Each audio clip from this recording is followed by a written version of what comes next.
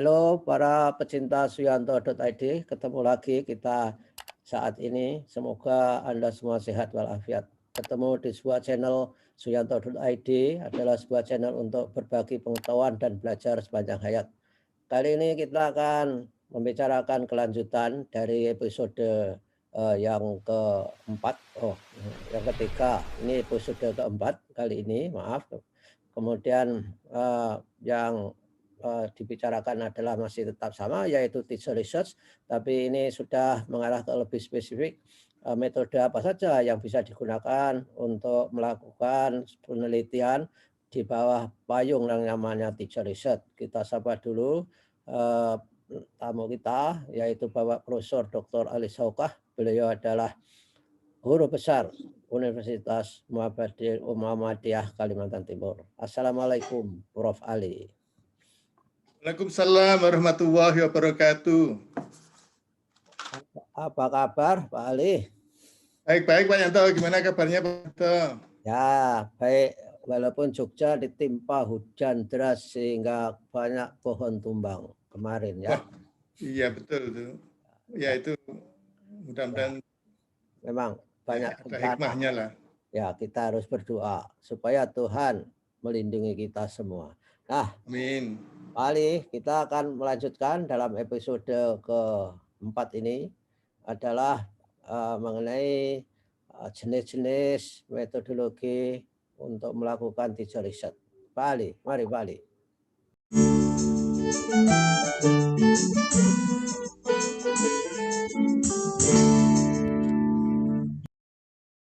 Ya, Pak Yanto, ini kelanjutan dari episode sebelumnya yang kita bahas tentang beberapa metode penelitian yang bisa dilakukan oleh guru dalam kaitannya dengan teacher research. Nah, kebetulan memang tampaknya pada pandemi ini, kalau kemudian para guru itu menganggap satu-satunya metode penelitian yang bisa dilakukan adalah penelitian tindakan kelas, tampaknya para guru merasa tidak bisa melaksanakan, sehingga barangkali dengan beberapa alternatif metode penelitian yang lain ini masih memungkinkan, dan saya kira peluangnya masih sangat luas, bagaimana guru juga tetap bisa melakukan penelitian, tapi sekali lagi dalam rangka untuk pengembangan profesionalisasi, profesionalisme para guru, ya, apalagi kalau kemudian dikait-kaitkan dengan bagaimana mereka berkembang jadi lebih profesional dan akhirnya bisa dipromosikan ke pangkat yang lebih tinggi. Kalau gitu saya mohon izin untuk share screen, meneruskan yang pernah kita bahas, yang belum selesai tentang alternatif metode penelitian yang bisa dilakukan oleh guru dalam rangka teacher research, dalam rangka pengembangan profesionalisme guru.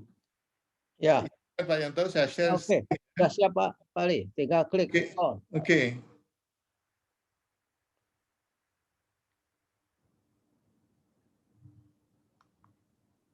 Ya, baik. Jadi saya kira saya langsung saja menuju ke slide terakhir ya. Ini saya klik cepat saja untuk mengingatkan yang sudah kita bahas sebelumnya itu apa.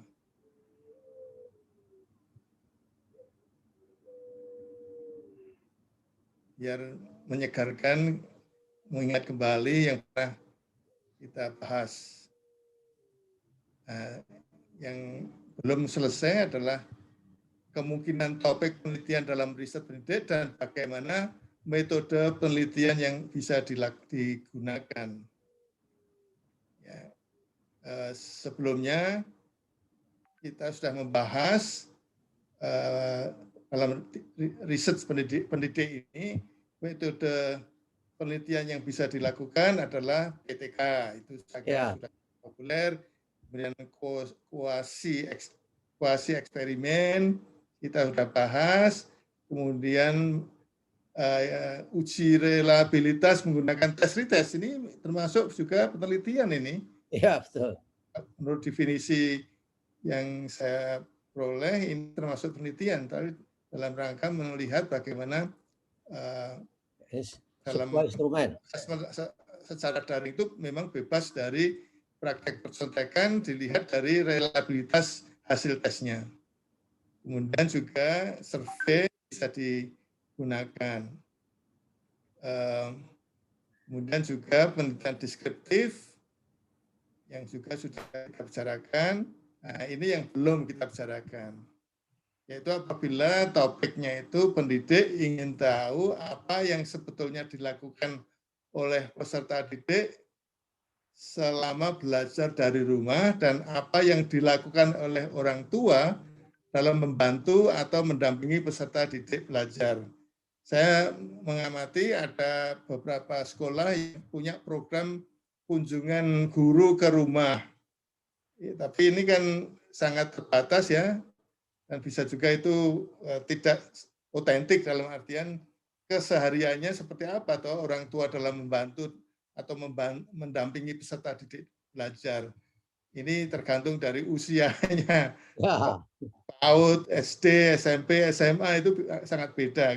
Ya, ya. Nah, ini kalau menjadi keinginan tahu ya, pertanyaan dalam hati para guru bagaimana yang sebetulnya terjadi selama siswa itu belajar dari rumah dan bagaimana keterlibatan orang tua, itu saya kira topik yang sangat penting gitu, apalagi kalau ini kan terjadinya pada pandemi kan, belum tentu pandemi itu datang lagi, mudah-mudahan tidak datang lagi. Ya, pergi lagi. Ya, sehingga kemudian ya ini peluang untuk dilakukan penelitian ini, peluang itu selama ini masih mumpung ya kita berharap segera pergi pandemi, tapi selama masih ada itu peluang untuk segera dilakukan penelitian-penelitian seperti ini. Jadi salah satu yang bisa dilakukan adalah menggunakan studi kasus sebagai metode penelitiannya. Ya. Peserta didik di kelas itu diidentifikasi yang teramati sebagai yang paling tinggi, jadi ini kasus ya, kasus itu artinya tidak banyak orang yang seperti ya, yang paling tinggi dan paling rendah, ini kasus nih. Jadi tidak peserta didik pada umumnya itu Ya. paling tinggi dan paling rendah capaian pembelajarannya dalam 1 semester. Oke, dan ini kan tidak ada urusan dengan generalisasi karena ini kasus untuk praktek dia sendiri. Iya, dan ini sangat penting untuk dilakukan itu. Kemudian menyiapkan diri dengan daftar pertanyaan untuk wawancara mendalam. Yang diwawancara bisa macam-macam itu, wawancara mendalam, dan format isian untuk observasi disiapkan untuk menggali data mendalam tentang 2 peserta didik tersebut. Jadi hanya 1 untuk yang paling tinggi, 1 untuk yang paling rendah, 2 orang saja.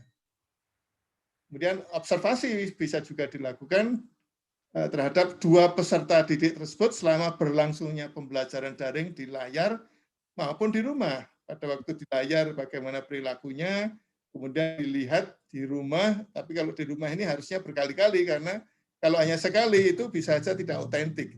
Ya. Tapi bisa juga wawancara mendalam dilakukan terhadap peserta didik dan orang tua atau keluarga dekat yang mengunjungi rumah mereka. Biasanya studi kasus itu in-depth study ya, artinya penelitian yang mendalam yang harus berkali-kali dilakukan. Ini tidak perlu harus selesai 1 semester, bisa juga lebih dari 1 semester. Ini sangat tergantung pada bagaimana kejenuhan data yang diperoleh. Ya, jadi ini saya kira peluang yang harus dimanfaatkan ya selama pandemi ini karena memang pada dasarnya kemudian teramati yang paling tinggi seperti itu dan yang paling itu bisa menjadi satu cerminan refleksi bagaimana agar peserta didik itu bisa tetap mencapai kompetensi capaian pembelajarannya tetap tinggi walaupun dalam kaitannya dengan keadaan darurat belajar dari rumah. Dan ini kan bisa kolaborasi dengan orang tua sebagai Ya, jadi ini instrumen. kepentingan orang tua juga ini. Kalau yang paling tinggi tadi bisa mempertahankan, yang paling rendah tadi itu bagaimana caranya agar bisa memperbaiki. Kolaborasi dengan orang tua. Jadi betul-betul orang tua itu bukan sesuatu yang akan kemudian dihakimi, tapi dibantu orang tua bagaimana mendidik anaknya. Ya, betul. Kemudian bisa perform mencapai level yang diharapkan. Ya, itu yang studi kasus ya. Jadi Ya. ini mungkin banyak guru yang tidak terpikir bahwa studi kasus itu bisa banyak itu sebenarnya. Nanti kalau sudah normal, ya misalnya sudah pakai luring, kabarnya itu dalam tahun ini mungkin sudah ada atau paling tidak menurut kajian ilmiah katanya pandemi itu berakhir Juli 2022 mungkin ya. Itu akan ada kembali normal, new normal atau apa namanya. Tapi kemudian interaksinya di kelas. Ya, di kelas ini juga bisa studi kasus itu. Di dalam kelas kan juga bisa diamati orang yang banyak bertanya, duduknya selalu tegap memperhatikan, tapi ada juga yang ngantuk-ngantuk gitu di kelas dan kosong pandangannya, itu termasuk objek studi kasus yang penting untuk diamati. Ya, betul. Butir 5 itu. Nah, jadi walaupun kemudian nanti sudah normal, itu saya tetap studi kasus itu banyak yang bisa dilakukan itu. Ya, yang paling menonjol di kelas, menonjol dalam apanya lah, menonjol bagus dan menonjol tidak bagus itu tetap bisa menjadi sumber data yang bisa dijadikan penelitian dalam studi kasus ini. Ya. Ini yang terakhir, yang 6 ini, contoh terakhir tadi sebenarnya bisa aja nanti ada contoh-contoh lain. Tapi yang bisa kita paparkan itu ya 6 contoh topik yang bisa mudah-mudahan menginspirasi teman-teman guru atau dosen ya, dosen. Jadi ini research pendidik ini memang sengaja dari kata teacher menjadi pendidik karena bisa juga dilakukan oleh para dosen. Ya. Yang 6 ini pendidik ingin mengetahui persepsi para peserta didik, siswa atau mahasiswa tentang aspek-aspek pembelajaran daring selama pandemi yang dianggap oleh peserta didik menyenangkan dan kompetensi mereka meningkat. Senang karena juga kompetensi mereka meningkat sehingga perlu dilanjutkan. Dilanjutkan dalam posisi masih pandemi atau bahkan mungkin setelah pandemi. Dan yang tidak menyenangkan serta tidak menyenangkan serta tidak membuat kompetensi mereka meningkat gitu. Jadi ya artinya tidak menyenangkan dan juga tidak dapat apa-apa gitu. Sehingga perlu dihentikan setelah mereka kembali belajar di sekolah secara luring seperti sebelum pandemi atau bahkan sebelum kembali ke sekolah secara luring selama pandemi itu kalau tidak menyenangkan dan tidak membuat mereka belajar ya segera harus dihentikan. Ini kalau tidak dilakukan penelitian, guru pendidik nggak tahu loh Pak Yanto. Ya. Hanya menebak-nebak itu belum tentu benar itu. Tuh. Nah, ini mudah saja pakai survei. Survei itu andalannya adalah kuesioner yang sekarang ini kan canggih ya dengan menggunakan Google Form salah satunya. Seperti pada butir 03 gitu. Jadi ya. Ada 6 Pak Yanto, 6 itu bukan 6 metode penelitian, tapi 6 topik yang mungkin menginspirasi dengan pendekatan, dengan menggunakan metode penelitian yang bisa berbeda-beda.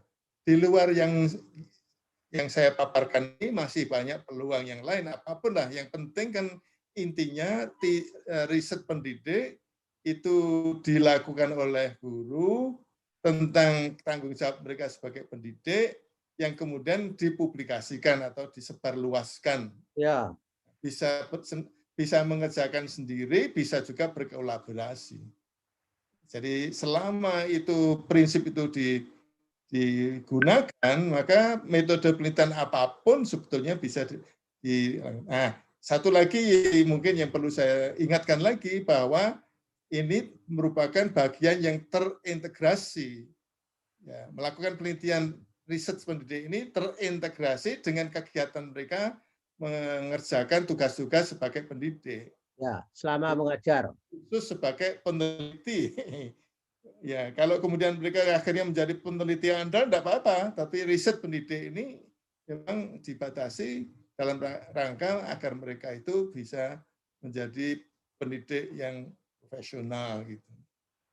Gitu Pak Yanto, dan yang terakhir yang topik yang paparan terakhir itu mengenai tips. Ya. Ya, Boleh saya teruskan ya? Ya, boleh. Ayo, go ahead. Ya, ini saya mengutip saja, jadi saya sekedar menerjemahkan saja.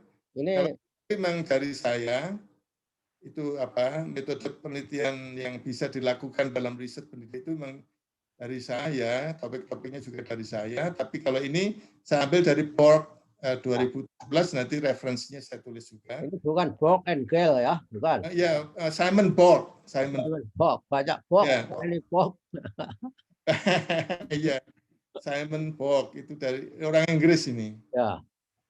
Jadi Simon Borg itu mengingatkan tip atau kiat-kiat dalam melakukan riset pendidik. Ya, ini saya hanya menerjemahkannya dalam bahasa Indonesia. Yang pertama peganglah prinsip skala kecil tapi bermutu tinggi.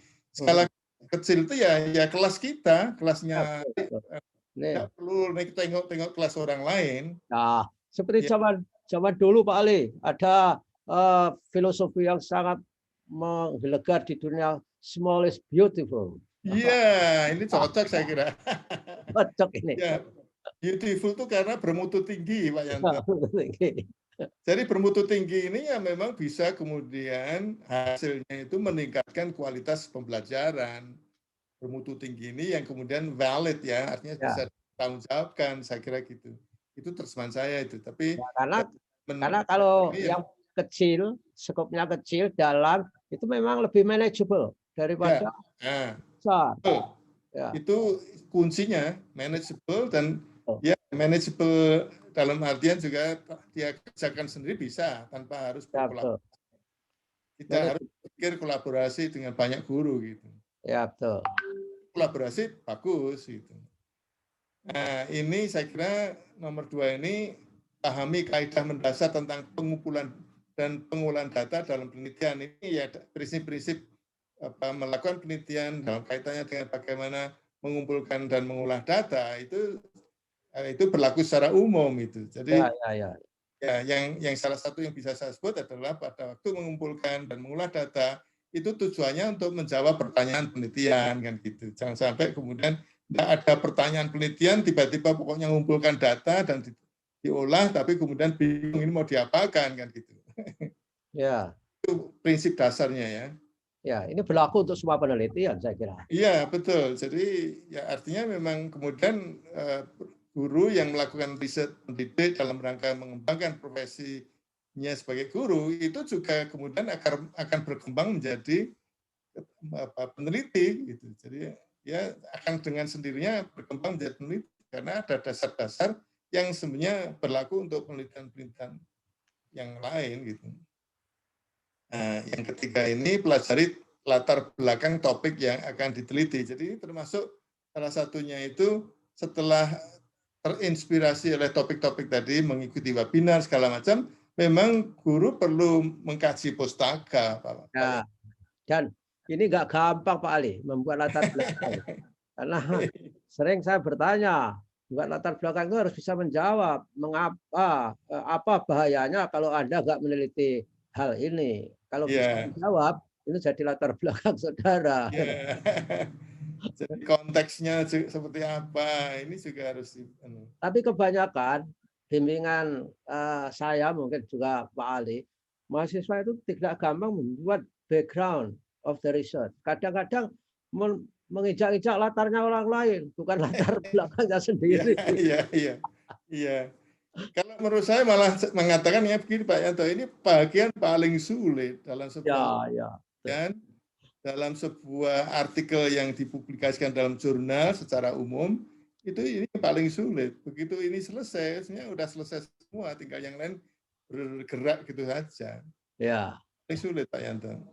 Tapi pada dasarnya kalau riset pendidik ini ya setelah terinspirasi adanya topik, kemudian topik itu harus betul-betul dipahami lebih mendalam dengan cara yang membaca tulisan-tulisan tentang topik itu atau kalau bisa ya laporan penelitian, artikel penelitian yang terkait dengan topik itu. Dan relevan dengan peningkatan profesionalisme mereka. Iya, betul. Iya, jangan sampai lupa ini melakukan riset pendidik dalam rangka mengembangkan diri sebagai guru yang profesional. Yang ya kalau tadi masalah aspek mutu ya, ini sekarang aspek kelayakan. Bisa dilakukan gitu ya. Kelayak itu bisakah dilakukan, visibility. Ya. Jadi dari segi aspek kelayakan bisa dikerjakan atau tidak, yaitu integrasikan riset Anda ke dalam kegiatan yang secara alami dilakukan sehari-hari, menjadi bagian, tidak kemudian meneliti sendiri, malah kelasnya ditinggal kan gitu. Jadi bolos ngajar alasannya meneliti, enggak visible. Iya, itu ngejar publikasi. Ini kampus ini banyak terjadi. Ya bagus ini. Ini fatwanya baik, fatwanya baik Pak Ali. Iya, ini termasuk riset pendidik yang dilakukan oleh dosen ini. Dari segi aspek kelayakan, ya bagian dari kegiatan mengajar sehari-hari, rutin sesuai dengan jadwal tugas mengajarnya. Ya seperti dokter tuh Pak Ali. Dokter itu ternyata ketika dia membuat pasien itu sambil mengamati juga ada yang sambil meneliti itu. Luar biasa. Tidak sengaja melakukan penelitian dalam arti yang terpisah dari praktek kesehariannya. Iya betul. Jadi sebetulnya pasien itu harusnya dibayar Pak Yanto karena itu. Saya melihat perilaku seorang dokter gigi yang bagus. Dia tulis semua data tentang saya, tentang gigi saya, itu masukkan ke komputer. Wah ini jadi data ini. Dibayar ini ya Pak Yanto. Sebagai sumber data. Jadi betul ini. Jadi kalau integrasikan riset Anda ke dalam kegiatan yang secara alami dilakukan sehari-hari, sumber datanya yang ada di kelas itu. Ya. Para siswa itu sumber datanya, konteksnya, situasinya, settingnya begitu.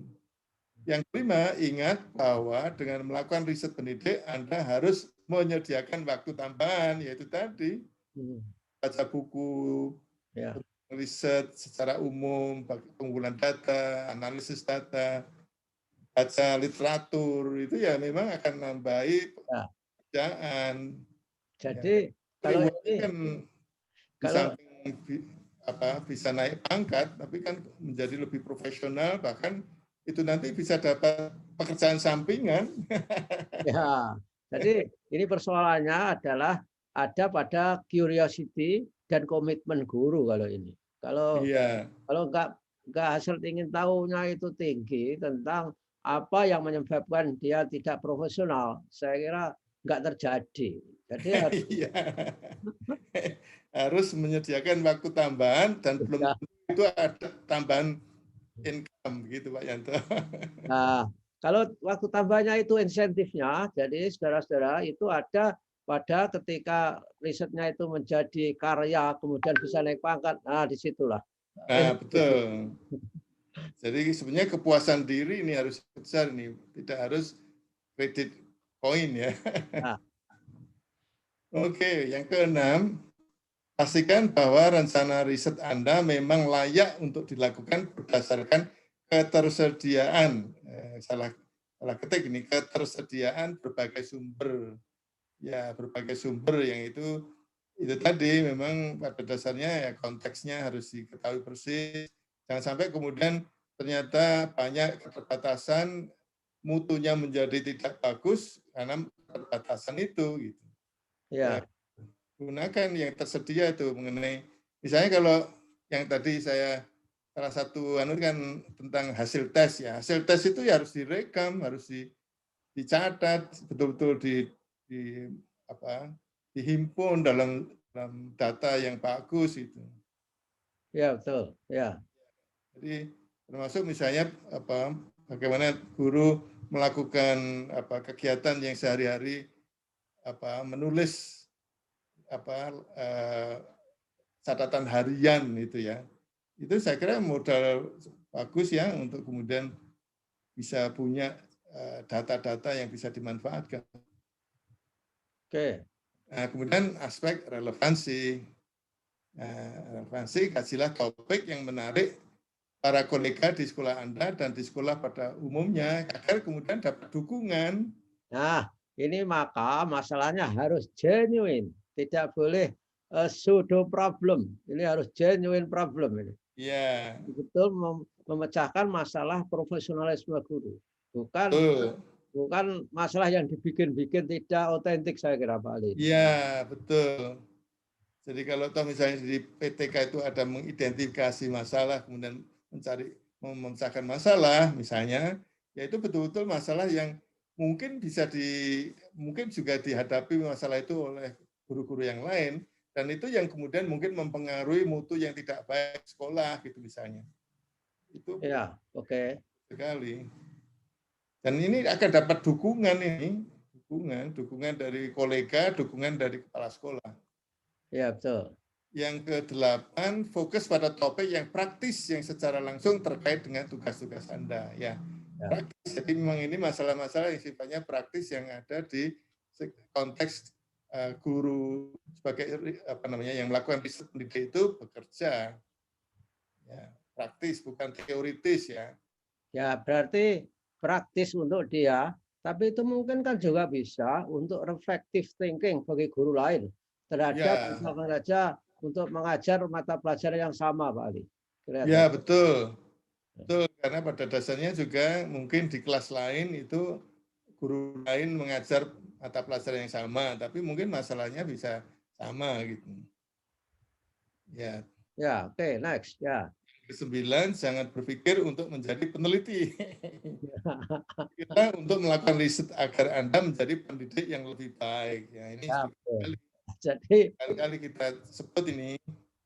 Jadi ini Wali mirip dengan tren. Kalau guru itu sudah sekolah S3 tidak untuk memperbaiki profesionalismenya, tapi digunakan untuk jembatan beda jadi dosen, Pak Ali. Iya. Ya. Walaupun sebetulnya guru SMA itu bisa S3 ya, tapi ya tentu bagaimana bisa menghasilkan lulusan yang mumpuni kan gitu mestinya, bukan untuk kemudian kesempatan menjadi dosen. Ya, ya oke. Pernah mengatakan guru-guru pun bisa S3, tapi bukan untuk menjadi kemudian dosen. Karena masing-masing level pendidikan itu ya sebetulnya sama aja. Itu betul-betul satu dedikasi yang luar biasa. Menghasilkan lulusan SMA yang unggul, yang kemudian bisa diterima di perguruan tinggi yang bereputasi itu kan luar biasa itu. Ya, betul. Apalagi kalau yang dididik itu dari kalangan yang bawah sehingga gain skornya itu lebih tinggi daripada anak-anak yang pinter misalkan. Bukan karena sudah pinter dulu gitu. Ya.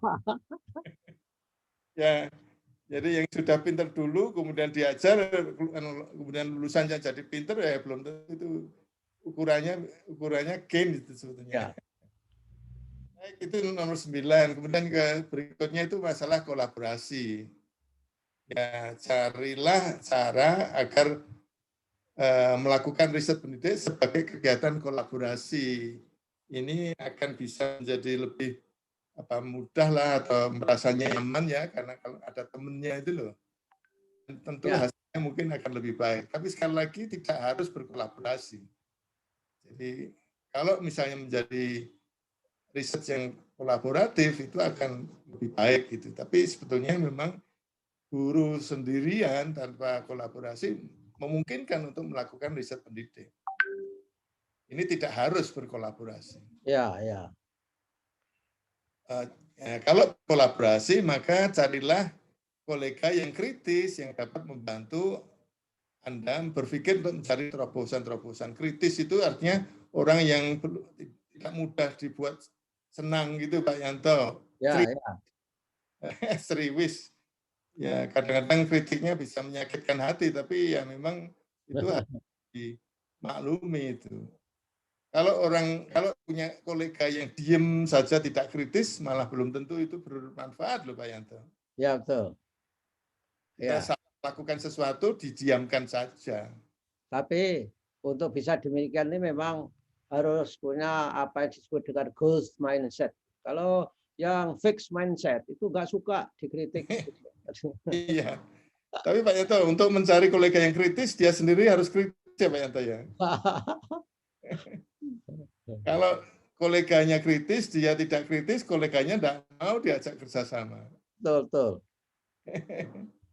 Ya dia akan mencari orang yang kritis juga, gitu. Tapi yang juga bisa menerima masukan yang mungkin pedas gitu. Yang terakhir, tip yang terakhir, carilah kesempatan untuk berbicara dengan kolega tentang kegiatan belajar mengajar Anda untuk memperoleh inspirasi.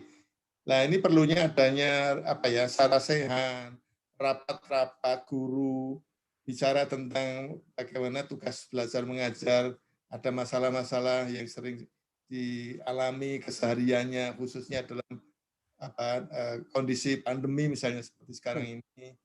Itu saya kira tempat untuk bisa memperoleh inspirasi. Selain ikut webinar-webinar, Pak Yanto, guru-guru senang ya webinar, selain bisa mendapat sertifikat, mestinya juga mencari inspirasi, Pak Yanto. Ya, betul. Ya.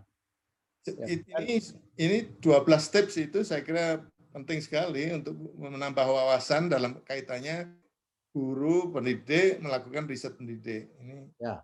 Bisa memahami dan melaksanakan 12 ini artinya akan bisa menjadi seorang guru yang bisa melakukan teacher research. Saya pikir. Betul. Yang akhirnya menjadi guru yang reflektif, guru yang profesional, selalu berkembang mengikuti perkembangan teknologi dan keilmuan, Pak Yanto. Ya, inilah. Terakhir, Pak Yanto, kalau boleh saya teruskan, itu implementasinya. Ini slide terakhir sebelum. Slide terakhir ya, masih ada 7 menit kali. Ya, pas waktunya. Ya.